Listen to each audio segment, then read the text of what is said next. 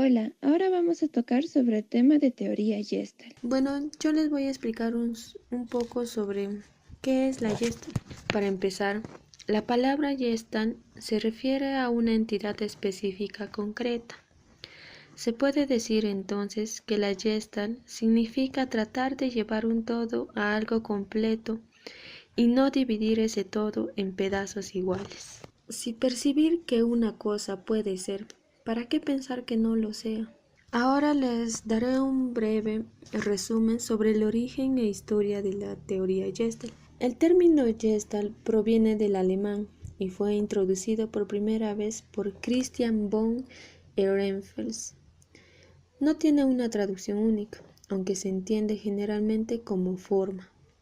Sin embargo, también podría traducirse como figura, configuración o estructura. Algunos de los representantes son Max Wedermeier, quien era un psicólogo alemán y fue el creador de la psicología de la Gestalt. Él enseñó en la Universidad de Frankfurt y ahí llevó a cabo el primer experimento de esta nueva psicología. Dicho experimento se basaba en el fenómeno del movimiento aparente, al que denominó fenómeno phi. El fenómeno phi tiene lugar cada vez que asistimos a una proyección cinematográfica. Un ejemplo, una serie de fotografías aisladas estáticas adquieren movimiento para la percepción si se las presenta de determinada manera.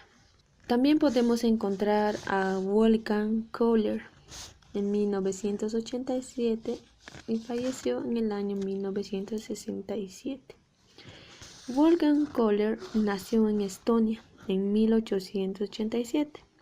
Estudió en la Universidad de Berlín y se graduó en el año 1909. Fue una de las principales personalidades que dieron origen a la psicología de la Gestalt, junto con Max Wedermeier y Kurt Koepka. Köhler contribuyó a establecer el concepto de aprendizaje por instinto, discernimiento repentino y automático sobre una serie de estímulos. En su libro The Mentality of Apes, La mentalidad de los monos, publicado en 1925, describe experimentos realizados con monos antropoides en la isla de Tenerife durante la Primera Guerra Mundial. Köhler dijo que lo que es válido para los simios lo es mucho más para los seres humanos, e increpó a los conductistas su manera harto mecánica de concebir el aprendizaje humano. Entre sus representantes también podemos encontrar a Kurt Koepka. Nació en Berlín en el año 1886, Northernfurt, 1941, psicólogo alemán, cofundador de la Escuela de Psicología de la Gestalt. En 1924 se trasladó a América, donde desarrolló gran parte de sus trabajos. La psicología de la Gestalt, nacida en Alemania después de la Primera Guerra Mundial, es ante todo una teoría de la percepción. Su tesis es que la mente organiza los procesos sensoriales sobre la base de la configuración unitaria y estructuradas. El término alemán Gestalt significa forma o configuración, según el principio holístico por el que el todo es algo más y algo distinto de la suma de sus partes. Kurt Lewin nació en Mogilno, 1890, Neptune, psicosociólogo estadounidense de origen alemán. Después de realizar sus estudios en Berlín, se trasladó a Estados Unidos, donde llevó a cabo diversas investigaciones sobre el comportamiento, especializado en la dinámica de grupo. Afirmó que la conducta del individuo está determinada por el conjunto del sujeto y su ambiente, y tiende a restablecer el equilibrio entre ambos, con objeto de eliminar las tensiones. En el año 1945 fundó el Research Center for Group Dynamics en el Massachusetts Institute of Technology. Friedrich Salomon Perls nació el 8 de julio de 1893 en el gueto judío de los alrededores de Berlín. Fue el tercero y último hijo después de dos niñas, Else y Grace. Su padre, Nathan, era fraccionador de vinos, viajante de comercio y masón.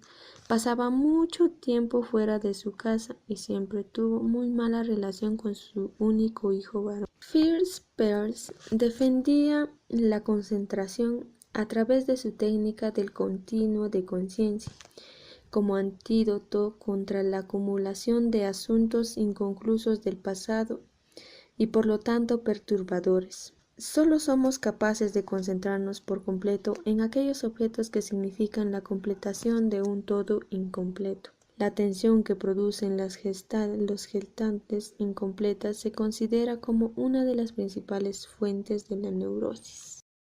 Ahora hablaremos sobre la teoría de la Gestalt. La teoría de la Gestalt se ocupa en estudiar la percepción visual para tratar de comprender la actitud y la conducta de los seres humanos. Dicha teoría se basa en un principal concepto, el cual define cómo el todo es más que la suma de sus partes.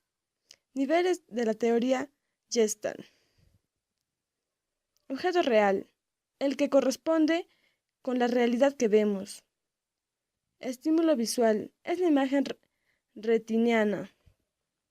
Experiencia perceptiva, tiene un lugar en el cerebro, en donde se originan los estímulos, se da el reconocimiento de dicha percepción. Características. Sus principales antecedentes son filosóficos. Pensadores como Kant, Descartes o Husserl elaboraron la base teórica sobre la que esta escuela se desarrolló. Debemos tratar a las personas en su totalidad. No podemos diferenciar las dimensiones que nos conforman habitualmente. La Gestalt explora dimensiones que conectan los diversos elementos de la realidad. Somos activos a la hora de comprender la realidad. No todos vemos la realidad de la misma forma. Tenemos nuestra propia opinión. Cada uno percibe la información de acuerdo a las experiencias que tuvo. Somos capaces de adaptar nuestros procesos y contenidos mentales de acuerdo a las situaciones en las que estamos viviendo. Se oponían las escuelas predominantes en su época. Los psicólogos de la teoría Gestalt no estaban de acuerdo en los enfoques del conductismo, que limita el comportamiento de asociaciones como el estímulo y respuesta. Esta perspectiva deja de lado los procesos mentales. Tampoco se describían a los psicoanalistas por ver a la gente como agente pasivo sin voluntad. Principalmente, el área de estudio es la percepción. Los psicólogos se basaban principalmente en buscar explicaciones sensoriales y naturales que pudieran adaptarse a nuestra forma natural de percibir las cosas, y gracias a ello podemos adquirir nuevos conocimientos e interactuar con los demás. Principios gestálticos de la percepción. Principios de la relación fondo y figura. Todo lo que percibimos se divide en figura y fondo, en la cual la figura se distingue del fondo por la característica de qué tamaño es, la forma, de qué color tiene, etc. Principio holístico. Todo es siempre más que la suma de sus partes que la componen. 3. Principio de isomorfismo. Los procesos psicológicos se relacionan de modo directo con los procesos biológicos y fisiológicos. Ahora vamos a tocar el tema de las leyes gestálticas de la percepción. Quiere decir que cómo las personas lo percibimos de diferente manera los elementos y cómo nuestra mente los organiza. 1. Ley de la constancia. La imagen sigue siendo la misma, no cambian. Así ellos estén separados, la relación es la misma. Ley del todo.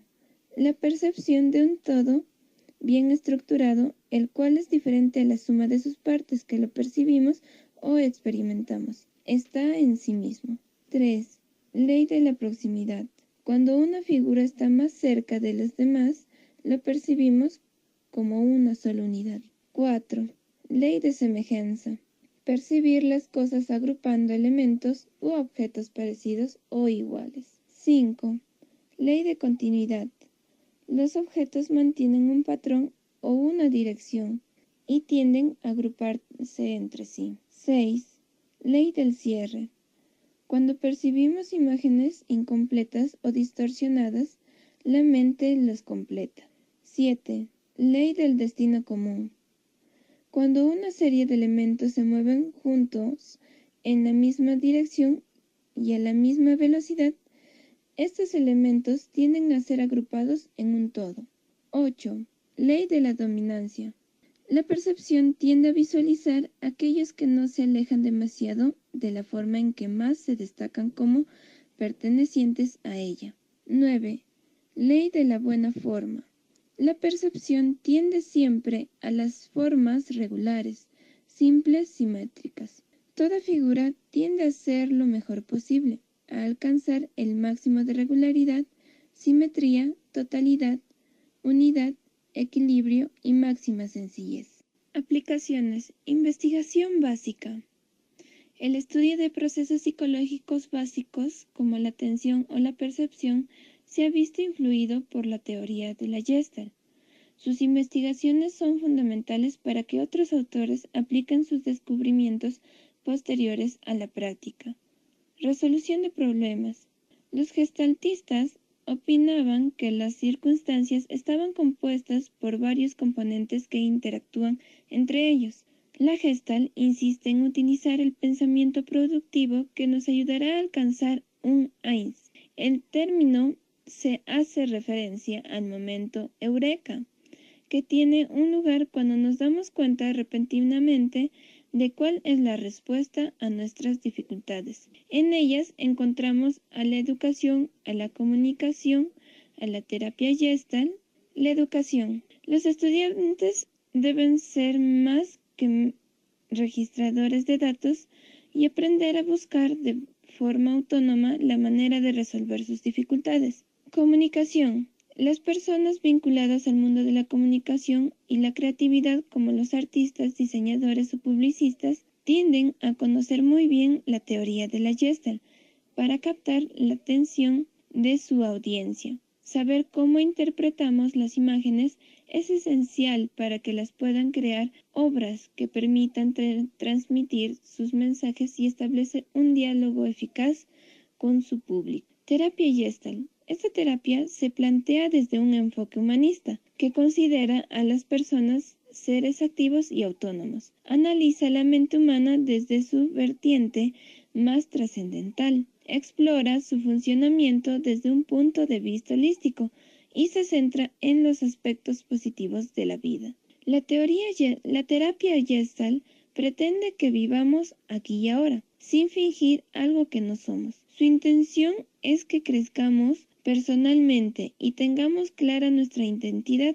Terapeuta y paciente colaboran en este proceso sin establecer jerarquías. Son dos personas con un objetivo común.